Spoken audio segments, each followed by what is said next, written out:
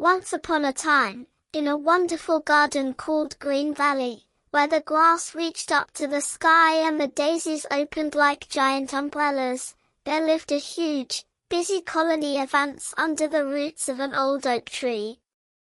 In this colony, there was one ant who was the fastest, the most energetic, but also, how shall we say, the most fidgety ant of all. His name was Andy. Andy's antennae would always go twitch-twitch, and his feet would do a little tap dance, tip-tap-tip. For Andy, waiting was the hardest job in the world. If a leaf needed carrying, Andy wanted to be at the front. If there was water to drink, Andy wanted the first drop. It was a sunny and hot Friday morning. A wave of excitement spread through the colony. The scout ants returned to the nest, out of breath, tapping their antennae together to share the magnificent news. Picnic! Picnic! Picnic! Humans had had a picnic by the edge of the park and had left behind a treasure for the ants. A gigantic cupcake with pink icing and colorful sprinkles on top.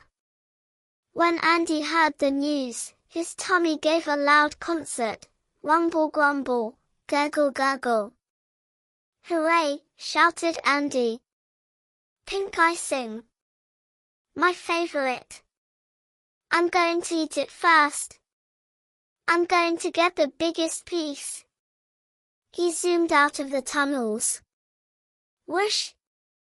But when he got outside, his antennae drooped with disappointment. Because there was a long, very long, the world's longest ant queue. The queue started from the roots of the oak tree, went around the big grey stone, under the dandelion flower, and stretched all the way to the cupcake. Hundreds of ants were lined up, one behind the other, very disciplined. At the front of the queue stood the colony's most serious and tidy leader, Commander Crumbs. Commander Crumbs held a tiny twig in the air and shouted, "Single file, everyone! No queue jumping! No pushing! There is enough cake for everyone!" Andy went to the very back of the queue, right behind his best friend, Barney. Barney was a strong and calm ant. "Hello, Andy," smiled Barney. "The cake smells amazing, doesn't it? When the wind blows, you can smell the vanilla." "Yes, but this queue isn't moving at all," moaned Andy. He hopped to the right, he hopped to the left. 1 minute passed. For Andy, it felt like a year. 2 minutes passed. Andy's feet started to tingle. Well, he was an ant, but you know what I mean. "I can't wait, Barney," said Andy. "I am fast. I am Flash Andy. I must find a way to get to the front." Andy smiled with a cheeky idea. He held his tummy and made a pained face. "Oh! Ouch, my tummy," he groaned, and started walking towards the middle of the queue. He approached a tiny ant named Tina. "Excuse me, Tina, so sorry," said Andy. "Emergency. I think my sugar levels have dropped. If I don't get a piece of that cake right now, I might faint. Plop. I'll fall right over." Tina looked at him with worried eyes. "Really, Andy? You look very red and shiny to me." Just as Tina was about to let him pass, Commander Crumb's booming voice was heard, "Andy. I know that trick." Commander Crumbs was staring at him from the front of the queue. "The only emergency here is your impatience," soldier. Return to the back of the queue. Immediately. All the ants giggled. Andy turned bright red with embarrassment and walked back to wait behind Barney, at the very end of the queue. The queue had moved a little bit. Tip, tap, tip. They were now by the grey stone. But the cake was still far away. Andy could see the rainbow sprinkles on the pink icing. His mouth watered. Slap. If I can't go over, I'll go under, Andy said to himself. He crouched down and started digging the soil. Dig, dig, scratch, scratch. He planned to dig a fast tunnel and pop up right at the front, right next to the cake. He moved quickly underground. Here I come, pink icing. A moment later, he saw light. Hooray! I'm under the cake, he thought, and popped his head out of the soil. Pop! But he wasn't by the cake. He had dug in the wrong direction. The place where he popped his head out was right at Commander Crumb's feet. Commander Crumbs looked down. Andy looked up. Hello, Commander, grinned Andy.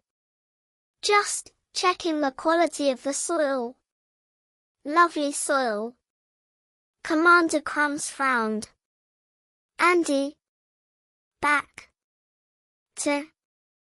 The. Queue. Sorry, said Andy, hanging his head, and walked all the way back to the very end. The queue moved again. The sun was high, and it had become very hot. Andy was tired. He had no energy left to jump the queue. He just waited. Suddenly, dark clouds appeared in the sky. A wind blew, whoo. Leaves started to fly. And then the first drop fell, splat. It was a raindrop. For ants, raindrops are like giant water balloons. Panic started instantly. The ants in the middle of the queue got scared. Rain! Run! We'll get soaked, they shouted. Everyone tried to rush under the cake, the dry zone, at the same time. Someone pushed right, someone pushed left. Me first. No, me. The queue was broken. It was chaos. No one could move because everyone was squeezing each other.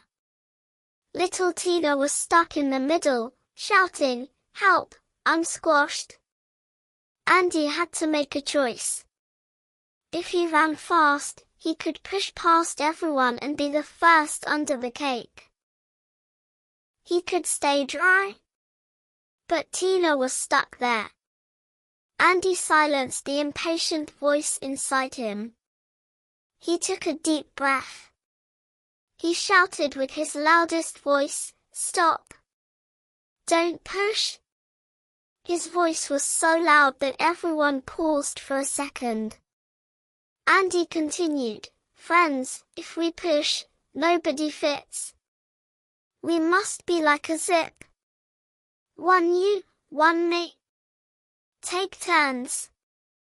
Andy ran to Tina and helped her. Then he directed the others. You go. Now you. Come on, Barney, you too. Commander Crumbs saw Andy's leadership amidst the chaos and came to help him. Andy guided everyone, one by one, into the safe and dry area under the cake. While the rain poured down pitter-patter splash, the whole colony was safe under the giant cake wrapper. The grand feast. When the rain stopped, the air smelled of fresh earth. Everyone was safe, and everyone was very hungry. But now there was a problem. While trying to save everyone, Andy was left at the very back again. "I don't think there's even a crumb left for me," said Andy sadly. "I am at the very, very, very end of the queue." Just then, the crowd parted. Commander Crumbs walked through, holding a massive piece of cake. It had pink icing and a shiny star-shaped sprinkle on top. "This piece," said Commander Crumbs, "is for the ant who taught us today that a queue isn't just for waiting for food, but for keeping each other safe." All the ants clapped. Clap, clap, clap. "Andy! Andy! Andy!" Commander Crumbs handed the piece of cake to Andy. "You didn't just wait your turn, Andy, you saved the queue. Enjoy your meal." Andy took a huge bite of that pink icing. Crunch! The taste of vanilla, sugar, and the freshness after the rain filled his mouth. It was the best cake he had ever eaten. Because this cake didn't just taste of sugar, it tasted of patience, kindness, and success. Barney came over. "How does it taste, mate?" Andy smiled with his mouth full. "Worth the wait, Barney." "Definitely worth the wait." From that day on, Andy was still fast and energetic. He still zoomed here and there. But when the dinner bell rang, he was always the first one to go to the back of the queue and wait, singing his song. "To queue is good, to queue is right, waiting makes the cake delight. No pushing, shoving, wait your turn, the best lesson an ant can learn." The end.